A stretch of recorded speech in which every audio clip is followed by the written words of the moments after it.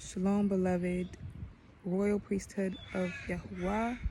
Shalom, engrafted. Shalom, Gentiles who probably, those who aren't following in the ways of Yah nor cleaving to his people.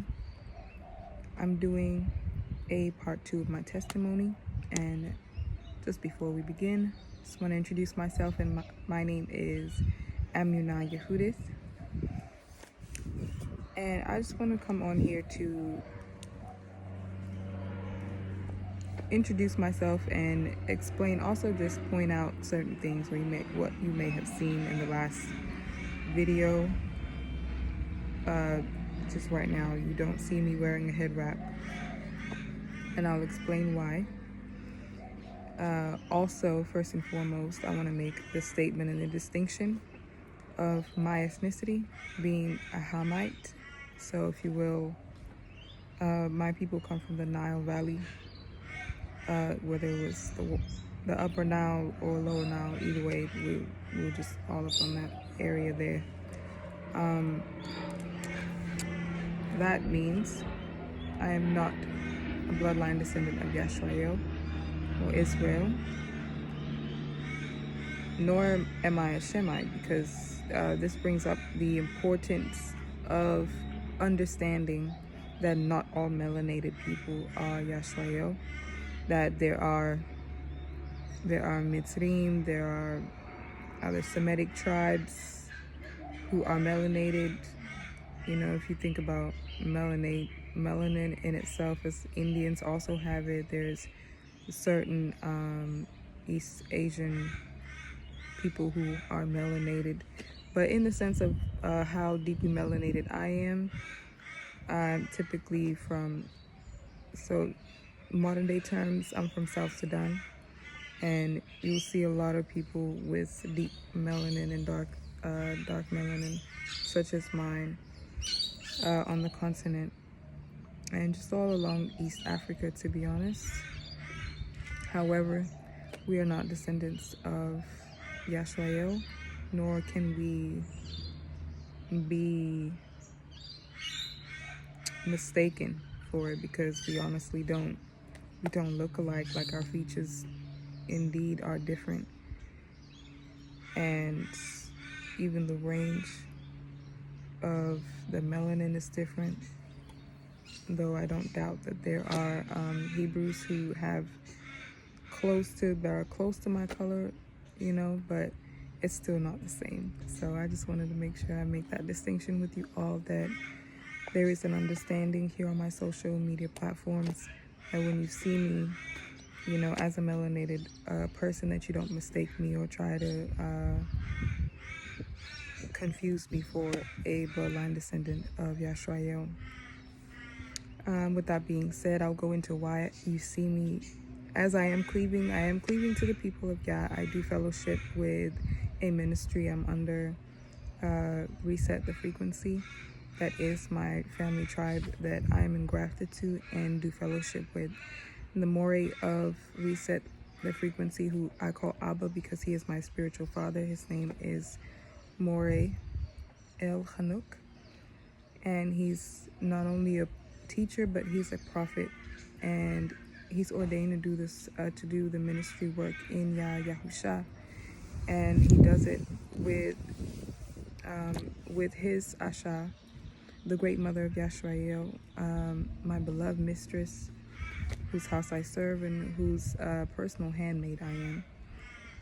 She also does ministry work with her Ash, and they are just a beautifully dynamic, collaborative duo whom Yah has put and brought together in their marriage union to do his work. So I'm greatly thankful to be taught by them, to have been under their wing, and to continue and to even be called their daughter. Like, this is nothing but an honor. I just wanted to make acknowledgement of my heads, those whom I glean from, those who shepherd me, so that there's an understanding that I'm not just like out here independently. Like, that's not Torah. Right, so I'm not wearing a head wrap because recently there was a word that was done by the great mother of Yashrael entitled cultural appropriation. So what basically it's what we may not have been told as Gentiles in the Hebrew awakening. And that was about cultural appropriation. Just to give a brief overview of what the word was talking about is that we as Gentiles, when we came into the knowledge of truth, we assumed and out of ignorance assumed that we were supposed to wear head wrap, that pertaining to the women, like wear head wrap. Even for the men, probably some Gentile men were wearing their matir, wearing the zigzags, the fringes on their shirts, and whatever else, any garments that, and also wearing garments that were particularly tribal in their essence, and something that Yah revealed to his children that was a part of the way that they dressed as the royal priesthood of Yah.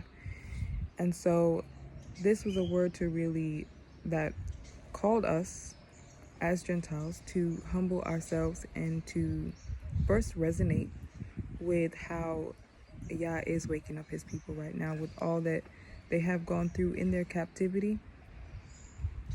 That we have to resonate first with what our ancestors have done against them in furthering their affliction, and resonating with how and understanding how we're supposed to cleave to them through this resonation. And that part of that resonation is also to understand that it is very sensitive. It's a very sensitive thing to just put on the head wrap for certain Gentile women who are Japheth lineage, like probably white skin, European, putting on braids and hair braids, all these things. All of this is cultural appropriation because you're doing it not only to fit in, but you're doing it also to fill a void. You're filling the void of coming into the knowledge of truth, finding out that you are Gentile and all that your ancestors have done against you, who are the disdain and disgust that comes with finding out that your ancestors and you yourself have worshipped demons and devils, idols, and all sorts of mess, all sorts of things, and done every sin under the sun, and also have brutalized and come against Yah's people, have been a people that held Yah's people at a point in time in history. So all of these things mesh together to create the wound, or to press upon the wound that we have as Gentiles, where we despise ourselves. Essentially, like there's a despisal of self in that, because you then want to identify righteousness with dressing up as a Hebrew. And so now you're like, just the idea of the sense of trying to prove yourself that you're righteous now, that you're no longer eating pork, you're no longer eating crustacean, shrimp and lobster, you're not worshiping the elves of your forefathers anymore. While those things are good things, we are not to forget that this is not our culture. This is a culture of the Hebrew Yasharim, the Hebrew Israelites, and we are to respect it as such and acknowledge it first as their own culture and their heritage that was given to them by their Elohim. And that is one of the most important things as Gentiles as well, that you acknowledge that this is the father of the Hebrew Israelites. He is their father first. He's your maker. He definitely made you. You are his creature. However, you and your fathers did not choose to serve him. You did not choose to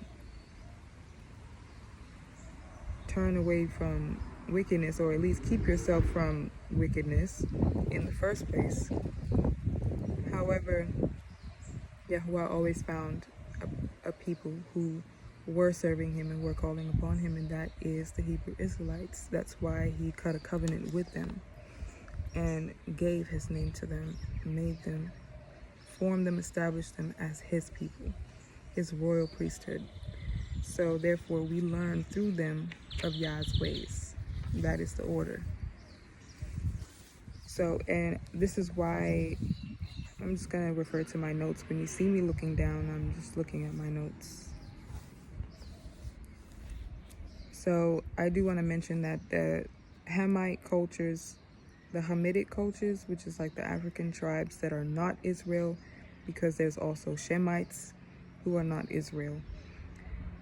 These particular Eastern cultures have a lot of similarities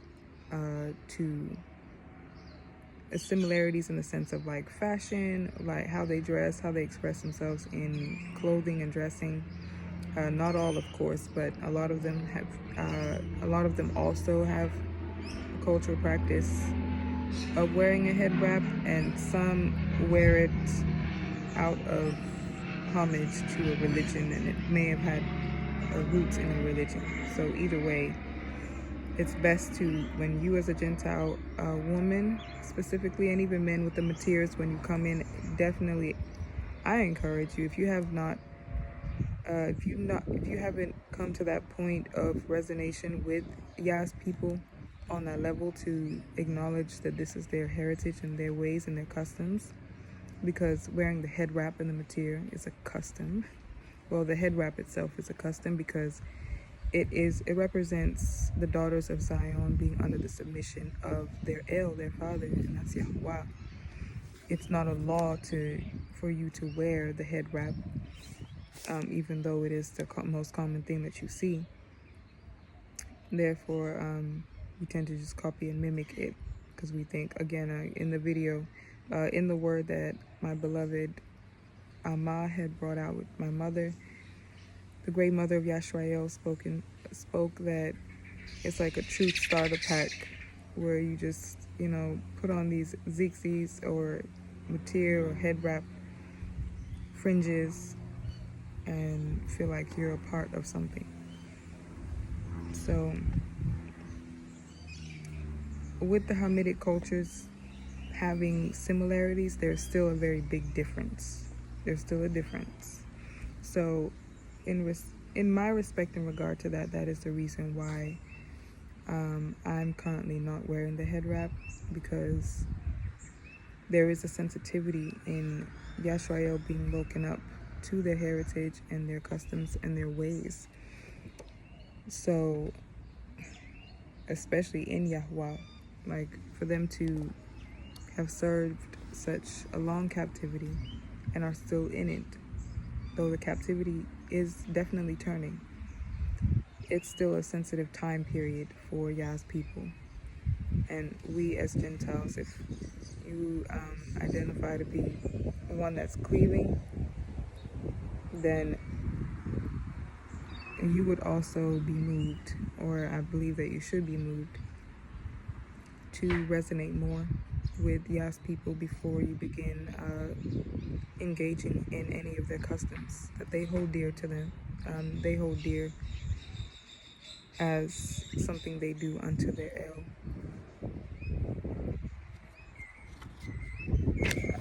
I will definitely I'm going to leave a link in the description box of part 1 and part 2. That words of the Q&A is Israel in Africa. That was done by Morey El Hanouk. And the word that I mentioned earlier, that Grand Amma, the great mother of Yashrael, has done, Ahava Ezra Sarah, on cultural appropriation and what we as Gentiles need to know, and what we didn't know when we came into the knowledge of truth, as sources to get you started on your journey to resonating with the royal priesthood of Yahuwah and serving him in Ruach and in truth, and being an asset to his kingdom. Hallelujah. Toda Rabbah for taking the time to view this video up to this point. Shalom.